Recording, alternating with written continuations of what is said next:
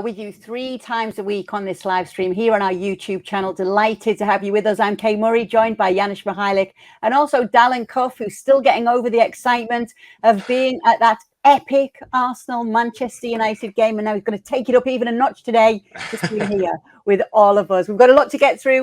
We're going to talk about some of the big names in the managerial, not really transfer window, but where they could be going next, who could be on the move. We're going to talk about Jude Bellingham again, because we have to, really.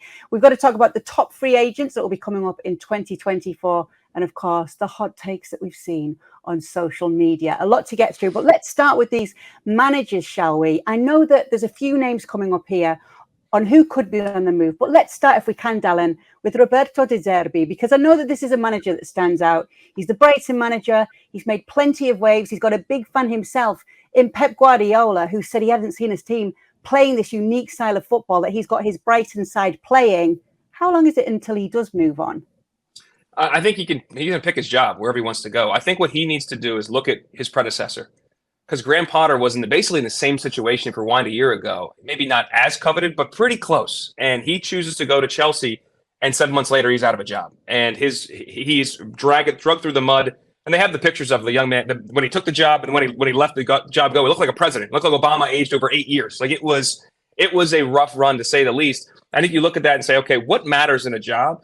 Ownership matters. Leadership matters. So as he sits back and figures out where I want to go next, the club you go to, the ownership has to be a big piece of that, and an understanding of where you fit, what kind of leash you will have, what kind of influence you will have, and ultimately, hopefully, the success you can have. And I think, obviously, Graham Potter taking that job at Chelsea with Todd Boehly coming in and the new management and new ownership, it's been a disaster, complete disaster. And when you look at United over the last 5, 6, 7 years, their management and their leadership and their ownership has been in question, and how they've run through their managers and how they've run that club and how they've spent over $1 billion and $1 billion in debt with not much to show for it. That stuff matters and puts your manager in a place of really a difficult chance to succeed. So his ability, he can pick whatever job he wants. But I wouldn't just be looking at the squad and the potential. You start with the ownership. Who am I going to be working for, and what gives me the best chance for success? And he can pick what he wants, but that ownership seat really, really matters. Not just the brand name of the club, and not just where you think you can get. Because if that ownership is not right, that is a huge impediment. So obviously, it's going to have his pick of the bunch, Janusz. You'd be surprised if people haven't already been in touch with him. So what is he doing? Is he biding his time and waiting for the right offer? Absolutely. And by the way, I don't know if I look at Graham Potter. I think if Chelsea comes in, I think he takes it. There's nothing wrong with the ownership. It's just it needs somebody there that knows how to play with that ownership, right? So, I mean, working with young players, that's not an issue for him. We see that at Brighton. If you look at his career and how he's played, how he's structured and disciplined, if you look at it, Sassuolo, even that move to Shakhtar Donetsk, right? I mean, there was ownership. The ownership had money. Obviously, things changed because of the war in Ukraine as well. But I think he knows exactly what to do. I don't think it scares him, if someone succeeded, be it at Chelsea or anywhere else. I agree with you, Dalen, that ownership is very, very important, obviously. But I think we've seen De Zerbi as a manager who doesn't necessarily look at how much money can be spent and, if he needs to have veterans on the club or not. I think he's got a pretty good idea of what he wants to do. And he's in a perfect position because he's I would have to imagine, the most wanted manager out there. And it's just a question of where. And I think he's got a pick of the bunch, because I think I could picture him in just about any club. And now it's a question of domino effect, right? And how patient he is in terms of waiting, because you could really make a case for Real Madrid, although I know Raul, and we're going to get to Xabi Alonso, who may be a manager that's fit, that's fit for that as well. It could be Barcelona. Who knows what's going to happen when Manchester City in time? As I've mentioned, it's worth waiting. The rumors of England. Who knows how long Pep's going to stay? Manchester City, Manchester United could be at play in a year or two, or even sooner. So even Jurgen Klopp, to some degree, he's been there for such a long time. And let's face it, let's not look at the length of contracts here, right? Because when we're talking about the biggest clubs in the world, if they have to pull the trigger, they'll pull the trigger on anybody for whatever reason that may be. And De Zerbi, I would have to imagine, would be number one in just about everyone's book. Well, just real quick. Real quick too. I do think there's an element of he's having success at Brighton and what if they were able to get in the top 4? Like that level of accomplishment and what he would be lauded for in doing that. There's still value in doing that. And so If I were him, I wouldn't be in a rush to be like, I got to get to the next big job. Because to your point, like he has the pick of the litter. Let's figure out what makes sense the most for him. But also, you're succeeding right now, and a chance to put this club into a place that not many people thought they could be, playing on Tuesday and Wednesdays on the continent would be pretty special. Yeah, obviously, and there's no disrespect to Brighton when we talk about that. It's just that we've seen he is likely to outgrow his surroundings in that side of things. Janusz, you touched on Pep Guardiola there. You're alluding to the Manchester City job. What's Pep going to do once his current contract runs down? Because there has been talk that he's even stayed at City longer than he expected to. He's obviously achieved everything he set out to do with this club now. Does he move on? Well, no, I think for as long as, right now there's no indication that he wants to do it. I think he's going to go on vacation in New York City. That's going to be the first thing probably that he's going to do. After that, I think, I think it's intriguing, the England job, because I think he feels comfortable. He loves English football. I think that if, say, England doesn't have the success that they crave, and that's obviously either European Championship or or World Cup championship. I think he's going to be tempted by that. I don't know if I'd say that a few years back. The obvious choice would have been Spain at some stage.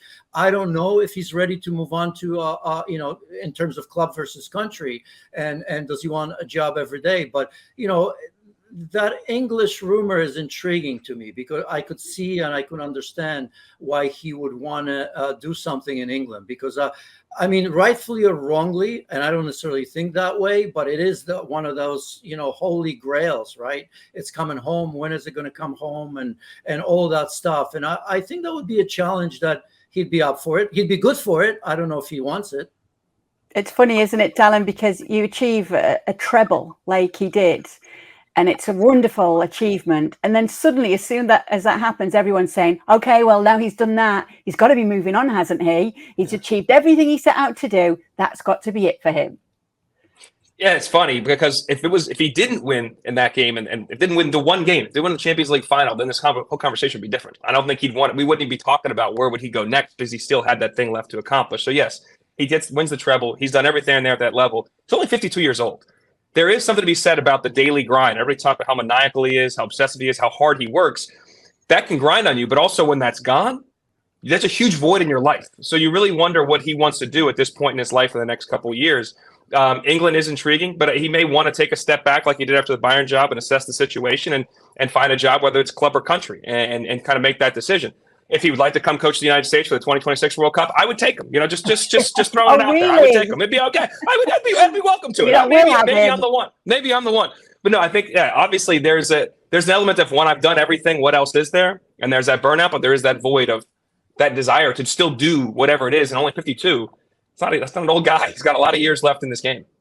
It certainly does. Speaking about a guy who's got a lot of years left in this game as a manager, Xabi Alonso has been doing brilliantly. Janusz, in the Bundesliga with Bayer Leverkusen, came in last October when they were in a less than favourable position, and that's putting it lightly. He completely turned things around. He's changed their fortunes. Along with Bayern Munich, this current season, they too are the only perfect sides. And now they meet each other on Friday as well, just to make it even more delicious. What a rivalry that could be set to be, especially with people saying that Leverkusen could be the closest challengers to Bayern this year. And you can see why people are saying it, but you can see why people are linking this man with a move away. Now, he has extended his contract at the club, but as we know in football, these contracts don't count for too much these days. Where do you see him going next? How long do you see him staying at Leverkusen? What do you think is going to happen with him? Well, I think, like De Zerbi, we forgot to mention with De Zerbi how smart he's been in terms of what kind of jobs he's picked so far. I mentioned Sassuolo and Shakhtar as well, right? So he hasn't been tempted like many others to jump from his first team or smaller, more modest team right away to a pressure job, right? And Xabi Alonso would be wise to probably watch the trajectory that De Zerbi has taken, and probably many others. I mean, he's still learning. So, I don't want to, put him in a place where he's not going to succeed. He knows that better than I do. But, I mean, look, he's played for Bayern, he's played for Liverpool, and he's played for Real Madrid, right? We just mentioned some of the possibilities that De Zerbi has. And I think he'll be highly thought of by those clubs if he continues to do what he does. And that's a beautiful attacking football, obviously, with a lot of balance as well. With Leverkusen, I'm going to wait and see because of the Leverkusen situation. They're hot and cold. And if he puts that to bed with Leverkusen, I think this is going to be a telling sign, won't it, right? Because Leverkusen's been wonderful in the past, and we've seen them in the Bundesliga, we've seen them in Europe. But I think under Xabi Alonso, this may be a different one. That's what I'm hoping for, and that's why I'm looking forward to that match on the weekend as well, just to see those indications, how he approaches that. But I think Real Madrid will be the first one. Again, I mean, the role of Raul and Kay, you know that as well as anybody on this panel, and perhaps even better, knowing everything about Real Madrid. We've seen Zinedine Zidane come up from Castilla. We see Raul being there as well now. There's always that part where Real Madrid hierarchy will look at that as well. But I think Xabi Alonso will be one of the front runners if indeed at some stage they need to make that change. But Bayern Munich would be probably a natural step, considering that, not everybody's happy with Thomas Tuchel at the moment. No, they're not. And actually, that leads me to talk about another manager that came up to us as we were preparing for today's show, and Julian Nagelsmann, a manager who is available. And there are some jobs available as well at the moment for him. I feel as though he divides opinion. In fact, you've been watching the ESPN FC show this week. There's been some great debate on this coach as it is. Where do you stand on him, Dalen? What do you make of Julian Nagelsmann? I always think it's interesting because we look back a couple of years. He is the De Zerbi we're talking about right now. He's the hottest manager. Who wants him? His opportunity. Where does he go? Obviously, Bayern. I do think it's almost like you're a victim of your own success because of how great they've been. If you winning the Bundesliga is just table stakes. Doing that almost doesn't account for anything, which is crazy. But I'm talking about how you're perceived and how the fans a lot of times look at things. Now, when you get in the Champions League, that's where you're judged. And obviously, he had some failures there, and in that regard. That's, I think, with people, that lasting memory of him is some of that. And then you hear and read some of the stories. Obviously, once he's gone, you don't know what to believe. He can be crushed by the people that are inside of the club that are leaking stuff, whatever it may be. I think he didn't leave that. He did not leave that in the same stature that he came in my opinion. He came in as like the bright young mind that everybody wanted, and he's leaving now on the bench. Now he's kind of chosen to be on the bench. He could have gone to Chelsea. He's been courted by other people, other big clubs. But he's sitting back, and I don't think his image is the same. I think he's got to pick his next spot to return to where he wanted to be, and what that may be, and what that opportunity may be is TBD. But I think he's sitting back and he's doing what De Zerbi is doing, but not in the same presence, not in the same level of respect right now, given what has happened at Bayern. And when you have Bayern again with all those players and all that ability and the history, you're expected to do certain things. When those things don't come to fruition, you're left lacking. Now, Thomas Tuchel's struggles, I think, has left Nagelsmann looking better. I think when you look at that team overall and how they play and just the quality of players and some of the questions they have at different spots, you see why why Tuchel's being questioned, but also why the team just isn't what people want it to be or think it should be. So I think that may actually help him in retrospect in terms of perception, but ultimately he's not in the same class that I think he was when he took that job. Do you agree, Janusz? I mean, I don't disagree, but I think he gets a benefit of the doubt because, as Dalen mentioned, I mean, this was and is still Bayern Munich team that has many question marks. And for that reason, I mean, Nagelsmann left because maybe of politics, maybe the environment wasn't right in terms of players and how they perceive a manager sometimes. As we know, that's not always easy. I mean, he was let go of when, I think I remember they won every game in the group stage in the Champions League, right? Look, if after a bad season in the Champions League, the previous season under him. And that's why you see Thomas Tuchel continue to struggle, right? And even with Harry Kane, and Harry Kane may change that because Julian Nagelsmann didn't have that in his time, right? I mean, the void of pulling out a Robert Lewandowski with everything that he was doing, that would probably pose an issue for just about any manager, right? So look, Nagelsmann gets a benefit of the doubt, I think. And failure is a funny thing because I don't necessarily look at Nagelsmann as a failure. Look, I mean, would anybody be surprised? I would put a small wager on the fact that Hansi Flick, who just got let go of a German job, I wouldn't be shocked if Hansi Flick comes back to Bayern Munich and becomes their coach in the near future. I wouldn't be shocked at that. He was successful there. He came in. Remember that one season? I think when he came in, I think they were like Bayern were in 8th or 9th place. A couple months later, they won the Bundesliga and the Champions League. So it's a funny thing when you talk about failure. So I agree that maybe Nagelsmann takes a hit, but I think it had to do with the lack of, as I mentioned, most of the players not playing up to their potential. And you also Kimmich, Shadow himself kind of getting back a little bit. Some of the players are getting better. But I think Nagelsmann will get a big job. Thank you very much for watching ESPN FC on YouTube. For more highlights, analysis, and exclusive content, be sure to subscribe.